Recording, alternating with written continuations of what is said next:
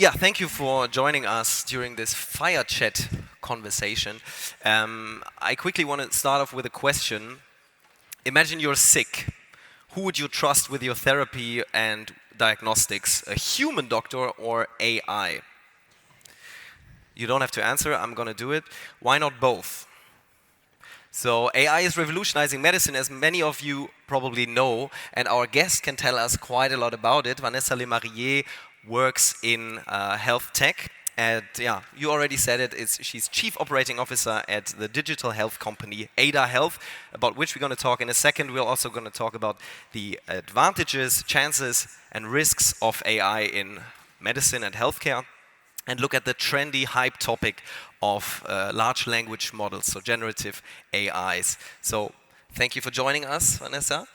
I don't have AI with me to check your symptoms, but how are you feeling today?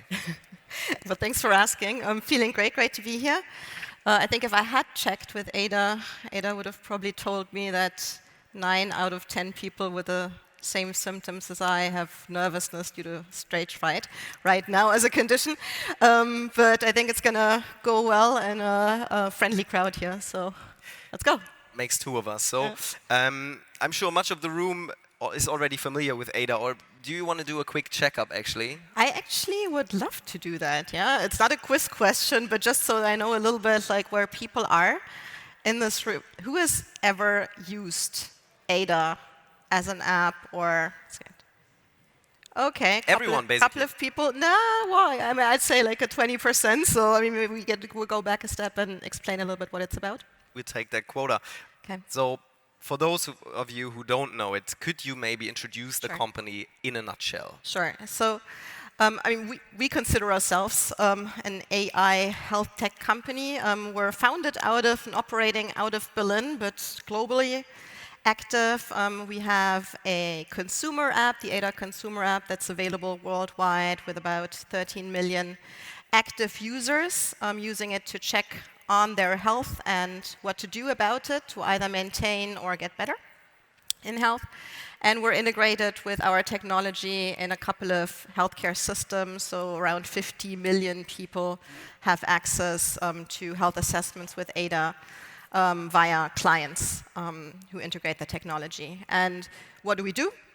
So we help people self-assess what could be causing their symptoms. I mean, normally you would check yourself with Ada when you're unwell. You have a symptom, either acute or you've had it for a long time and you want to figure out what kind of condition could be at the base of this, and it, acute or chronic, and then also what to do next. So we give medically founded advice on what the next best steps are, either to get to a diagnosis and or to take care of yourself if it's a self-care case. By the way, guys, we will have the chance to have some questions if you want at the end. But first, I have another question. Why Ada? Why the name?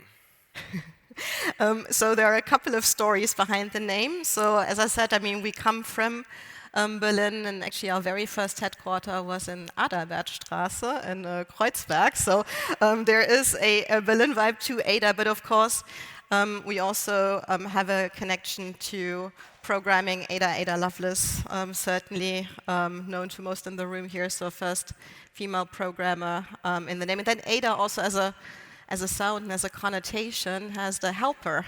And so, I mean, we consider ourselves and we want to be a helper for people to get healthy and stay healthy, of course. Works on a lot of levels. I only knew the one with the programmer. So since we're talking about AI in healthcare, what kind of AI does Ada use and exactly what for? Yeah. So actually, I mean, it was a nice intro because you talked about the combination of artificial intelligence and human intelligence, right? So very important to us. I mean, Ada is a company that's been founded and is still led actually by doctors, scientists, industry pioneers, really on the base of what is available as human knowledge and making that digestible with an own programming language in what we call the medical knowledge base. So basically everything that's known, symptoms, factors, findings about those conditions, and then overlaying that with a structured reasoning engine. That's the AI part. So these two interact to actually help figure out with the information that a user gives Ada, tells Ada about herself, what kind of questions to ask, much as a doctor would. Yeah? If they ask you about your conditions, your symptoms, like a chat interface, to then either include or exclude certain diseases. And that's all powered by the knowledge and that reasoning engine together. Yeah? So it's a combination, it's human curated, and it's also human controlled, yeah? And optimized on a constant basis. But there is this artificial intelligence component that helps really make sense of all that data in a structured manner and give a probabilistic outcome, yeah, at the end of the conversation. And so people can consult Ada when they're feeling unwell and don't know what to do next. Is that basically it? I mean, the most use cases are you have one or several symptoms and you want to know what could be causing the symptoms. Yeah? And either you really don't know, yeah? Or you have a suspicion and you want to have, a founded, clinically relevant opinion, or you want to get a second opinion because maybe you have a diagnosis but you don't quite feel it's the right diagnosis. So these are the three use cases. And then we increasingly also see for people who may have used Ada a couple of times, and Ada getting to know them, that they also increasingly use it to just check on their health, track their symptoms, check their health, so more into the preventative space. So those are the four most common ones. And obviously AI works with training data. The most important thing is training data. AI is only as good as the data it is fed with. So how was Ada's AI created and how has it been tailored for the specific use in healthcare? Yeah, it's a great question. And by the way, when it does get very technical and people have technical questions, I have our head of AI and the team here. So you can stand up and actually make yourselves known. I told you you would have to. So Peter, Valerio, and Osvaldo, they will go to the more detailed questions. But the important thing is we've been around for 12 years. Yeah? So over those 12 years, not only have we developed the programming language to translate all of that information that is known and that is increasingly published, etc., on all of those different conditions into a readable and digestible format. But we also interact with, companies, academic research institutions, researchers, and so on and so forth to gather and curate data that may or may not yet be published, yeah, maybe in the medical affairs department of a different company or something like that, to actually really understand as many conditions as possible. Then break those down into what describes that condition, what describes the differentials, and so on and so forth, so that you can really afterwards have a very detailed sort of like inclusion-exclusion chat as to what might be underlying the specific presentation of you as a person with the symptoms. How long did you have to train this AI before you actually started at the beginning? I'm sure it's like an ongoing process because there's always new data coming and there's always new things that you have to prepare for. But how long did it initially maybe take, or did you wait to train it? I'm not sure I can even answer that question because you're completely right. It's an always ongoing process to train, right? What we do is, we have these different types of prototypes, and before we release anything into anything that you would, as a consumer, experience either in a client environment or in the Ada consumer app, it needs to pass a certain threshold. Yeah? It needs to pass a couple of curated test cases, and there's a continuous and constant testing with respect to accuracy, but also safety of the advice. So ongoing process. If the question is when did we first actually go out to the app stores, that's 2016. So we've been available as a consumer app since 2016, and then as a technology to be integrated in 2020, as of 2020. Yeah. And you said that you're working on this for 12 years, so more than a decade. So AI in healthcare is nothing particularly new, but it's maybe not as popular as AI in music, covering Drake songs or imitating Drake, or in arts. So what do you see as the benefits of AI in healthcare in general? Yeah, so I'm not going to talk about Ada, but a couple of those use cases that I think everyone will maybe want to know about because they're just so exciting. So a lot of the AI that's currently used in healthcare is, for example, about image analysis, and helping users, possibly patients and physicians, actually make sense of the data from images. One application could be in ophthalmology, eye care. So the back of the eye very complex, very fine blood vessels that change, especially with your presentation of diseases, both eye diseases and indicative of other diseases like kidney diseases or cardiovascular diseases that you might have. But to actually even see and understand the data there, it's a very, very complex undertaking for highly skilled physicians and healthcare workers. And of course, algorithms that have been trained on good data can help actually get to a diagnosis quicker in the healthcare setting, but also at home setting. And if you have, for example, a diabetic macular edema, or an age-related macular degeneration, you have to go into the clinic regularly and get a shot into the eye. And then you have to do observations on how the retina develops in between those shots. Instead of going into the clinic every month or every other month, you can now do at-home scanning that is enabled by AI technology, so you don't have to go into that clinic.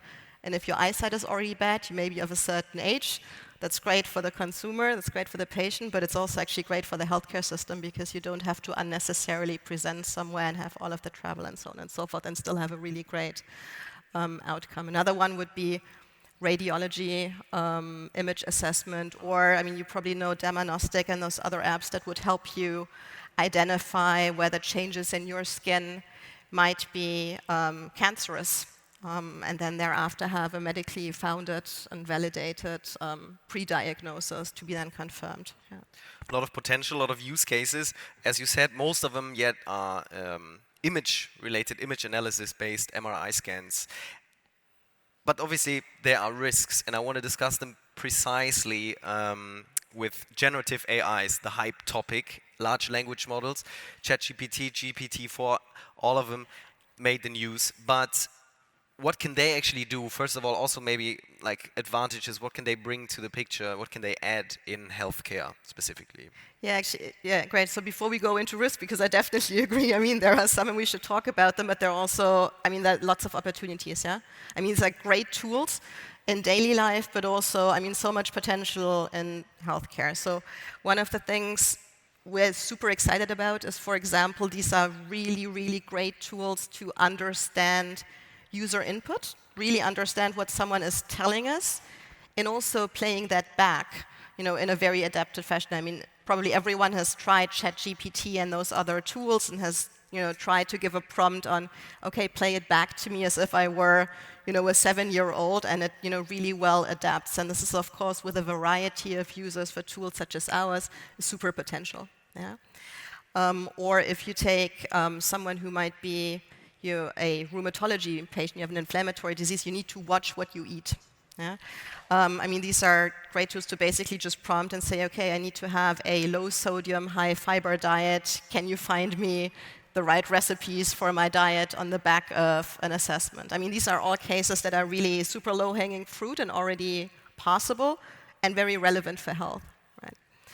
I think where it gets a little bit trickier is when you take a step back into the assessment of symptoms and then going to diagnosis or pre-diagnosis parts. Because where we are in a realm where we train and continuously optimize for what is known and publish the results, validate those like you would for regulated medical devices, we don't know what goes into those models, and the output in accordance isn't always necessarily explainable and transparent. And of course, the result may be right, but it may just as well be wrong.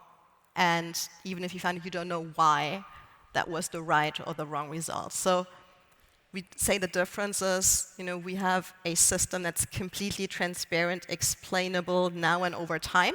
Super important also for pharmacovigilance, a white box system. Yeah? Everything is completely traceable, documentable now and going forward. Whereas with these models, we don't know, what data went in, how has it been curated, how was the reasoning process behind it. It's more of a black box system. And that may or may not result in the right outcome, and there's no way of really knowing now or retrospectively, which I think in the area of health is pretty dangerous. You were rushing to the topic of regulation. We were going to address it in a second. Let me check the time. All good. Okay. because the limitations of LLMs in general, but also in a healthcare context, I want to mention the word hallucination, that an AI tells you something that sounds plausible but really isn't funded on any data, because you can ask ChatGPT something and I can ask it and it answers something completely different and it answers something completely wrong maybe. So yeah, what are the limitations of LLMs in healthcare from your view? Yeah, I mean, you mentioned hallucinations. I mean, those are definitely one of the limitations. Yeah, and maybe for those not as deep in the subject matter and what that term might mean is actually making up an outcome, a result, even though it doesn't exist. Yeah, and that could be either a diagnosis itself on a condition that doesn't really exist but sounds plausible by name and by explanation, or, and we've had the case in some of the tests, just references, yeah, when asking about, like, how did you come to that conclusion, references, and then we looked up, what are those references, and found out after a couple of hours they don't really exist, but they sounded really plausible references. So that's a phenomenon that still exists, and I think jury is out on whether that is something that will be alleviated over time or stay, yeah. I wouldn't dare making a projection here, but in any case, it's a danger to be aware of and to make people aware of as well, is that not all of the outcomes are necessarily real. The other risk we mentioned is really the curation of the data. Yeah? Not only is the data cut off at a certain point in time, I mean, something that is widely known is, for example, on the ChatGPT versions, if you have data that goes up, publicly available data up to 2021, still in the midst of the pandemic, a lot has happened since then. There are just a lot of outcomes that are not known and included in the analysis, and then we don't know how it was curated, and there's no way of really getting to the bottom of it if you're not part of the team that did. And then last but not least, I think also possible bias in the data, because if you use publicly available and published data, that's great on subjects on which there is a lot and founded, unbiased publications, but you may also just overweight subjects on which there is more out there than on those where there isn't. And to bring this, maybe to a more tangible example is, if you and I both did a symptom assessment for possibly the same symptoms, we might get different results just because there is more data on how these symptoms present and Caucasian males of a certain age than Caucasian females of a certain age, for example. Yeah. And with all these risks involved, I have to ask, and maybe you can put it in a nutshell, or maybe not, maybe you can expand on that actually, because are you guys working with LLMs yourself? If not, what differentiates ADA? If yes, why? Yeah, no, it's a great question, because for clarity, I mean, I don't want to say, there's good and bad here. Yeah, I mean, LLMs is a great tool, and we've been using the technology, yeah, and LLMs for a while actually. I mean, there are a couple of projects, one of which was funded by by Fraunhofer Institute and also done in cooperation with Charité and a couple of other institutions, is to generate data that we can in-source into the medical knowledge base, yeah, translate it so it can be in-sourced, and also generate synthetic cases, patient cases, on which we wouldn't need to have consents and data from patients, but can train models. So this is something that can be done with LLMs. We do that, and of course, as a AI company, we explore both the use cases we talked about. So how can we use the conversational strengths, yeah, of these symptoms to actually serve users better, more understandably, but also to see, can we evolve the models and the offers on that? And because you already said it, black box and white box, and this is the topic of regulation. AI will be able to do anything at some point. The question is, what is it allowed to do? What do we give it? So who is responsible if AI makes a wrong diagnosis or suggests a wrong treatment? Yeah, I don't think that I'm the right person to answer that question in this specific context, but sure. I can tell you that for a regulated medical device, yeah, you have a certain responsibility as a manufacturer to make sure that you are free of bias, that your system is transparent, explainable, that there are systems of control, a quality management system that documents everything you do, why you do it, and a follow-up over time, and a validation, also scientific validation. So you're also responsible for making sure that the users of your technology know that they're interacting with the technology and what they get and what they don't get, right? If you integrate that, you're a distributor and you have certain obligations to vet that the manufacturer does this correctly. And I think especially in a healthcare setup where it's about helping people but also making sure that you do no harm, yeah? It's just very important that these roles are clear and that it's a regulated space where you can rely on tools that are actually clinically founded. Yeah. And how do you think then that AI-powered health solutions should be classified from a regulator? You just said it. I mean, because obviously people are always, some are more interested and more into it, some are more afraid, but you just said it, you have to tell people, you have to let them know, you have to make it a white box, but how can you do that if most people don't have any idea of how it works? I'm going to give you a more general answer to this, because how they should be classified under a regulation depends on the intended use, right? I mean, are you assisting a diagnosis, giving a diagnosis? Are you helping a patient? Are you helping a doctor? There are different classifications for these tools depending on the intended use, yeah? But generally, I think that AI in healthcare should be regulated.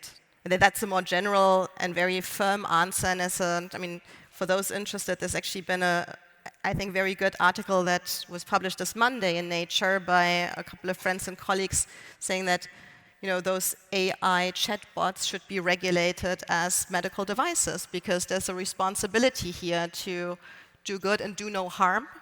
And the regulations are there for a good reason, right? So, that's I think also a very strongly felt conviction that we have is it's not because it's there that it needs to be applied, but it's there for a good reason and to keep people safe.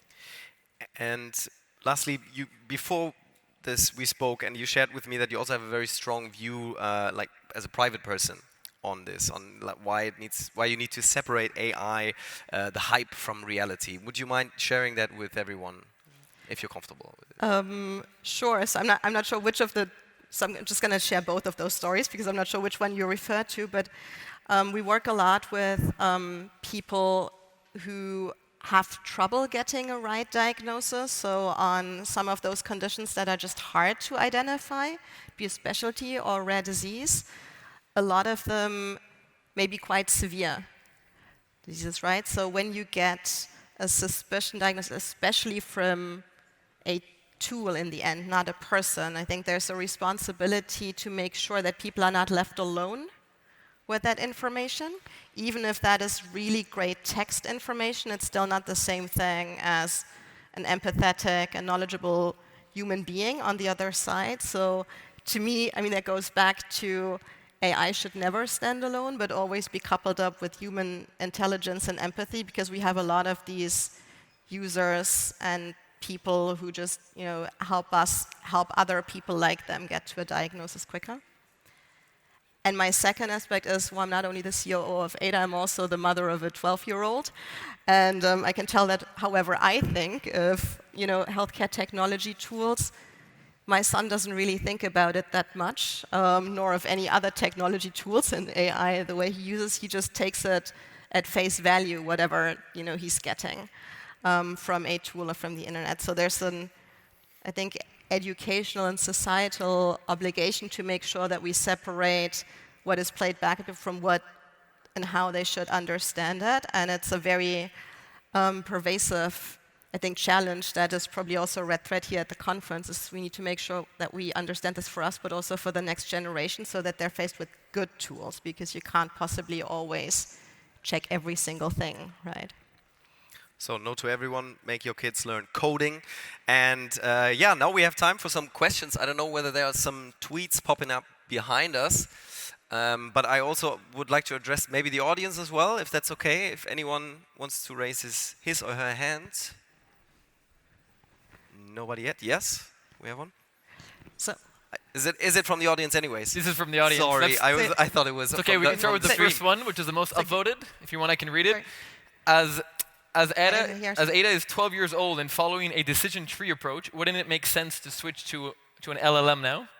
There we have it. So, well, I mean, as I said, we use and we explore LLM, with and adjacent to how we work. So basically following, I'd say, three horizon model and what we look at. But before we switch, I think it's a little bit leaders now is a capital letter. So maybe in a couple of months, maybe in a couple of years, when we explore and we validate, how whatever we use is still accurate and safe and helpful, and we're also able to document how we use the data, not only the data that we generate, but also the data that users give us. And that's another subject that we haven't talked about, is one of the concerns that we have with integrating too prematurely LLM technology is that we need to be very, very mindful of which kind of technology and from which provider we use, because we don't only have to couple it with our technology, but also with the user data that we're given, and there need to be safeguards here to make sure that we are respectful of both the data privacy and also the data security constraints that are there for good reasons. I think we have to rush. Do we have plans to partner with insurance companies in Germany, EU? Yes, we always have plans. What is more difficult is to actually get to very meaningful projects at scale. But if there is anyone in the room who would like to talk about more tangible projects, then I am still going to be here around. But we do talk to insurance companies here. We've also just signed a first engagement with actually a large insurer in Switzerland. So, I mean, if we look beyond Germany and some of those other regions, then yes, but it's mostly to serve their users now in the assessment of pre-diagnosis, and then afterwards sort of like tracking their symptoms. Have another one? 3 more, actually, right? Yeah, we have time. Yeah, we have a time. few minutes. Okay. Yeah. Yeah, I can read it out. Some diagnosis might be frightening and can leave the user anxious. A human doctor might show respective empathy. Good point. So how can an app do this? Well, I hope I made this clear, I'll repeat it. I don't think that an app, also not Ada, can and should replace a human doctor and the empathy that a human shows someone. However, there are very good also other tools that in terms of emotional AI, actually do help users confide and feel comfortable. Mental health-based Wubert is a great example, for example. Yeah? And then on some of the assessments that we see, especially in the mental health space, but also with respect to infectious diseases, sometimes sexually transmitted infections, and so on and so forth, actually, it's quite appreciated, maybe even favorable in the first instance, to have the possibility to have a sound clinical advice, but from a tool, and then afterwards be able to choose whether you interact with a human on the back of this. Certainly, we take great care that the way we ask for information, but also play it back, is user-friendly. Yeah, so, we have our own testings on that with users in different geographies, because sometimes in different cultural contexts or in different age groups, this is perceived differently. So we have a whole user research team that does, not going to say nothing else, but that does a lot of that work to make sure that we are as understand, but also as empathetic as can be as an app. But again, we won't replace human empathy. Yeah. So we have 2 more. Maybe we speed it up a little bit. This one is very in-depth. So in digital healthcare, trust is crucial. What did you do to regain trust in your app after the security challenges in 2019? Yeah, no, it's a great question. So I think, a couple of very hard lessons learned in 2019, one of which certainly that, for those who may not be familiar to what is being alluded here, I think a too superficial privacy policy at the time, not detailing all of the use cases and all of the users of data. So we have, in a way, is that going to help trust? But a 2 to 3 page privacy policy is probably now 13 pages long. So that's not necessarily something that everyone appreciates. But trust also comes from transparency and from explainability and from laying out users what do we do, what don't we do with the data, and from the possibility to opt in and opt out, to all of those cases. So I mean, there's a complete, I would say, voluntary on the part of the users to actually use or not use the app, and then afterwards, I mean, we play back what we do and don't do. So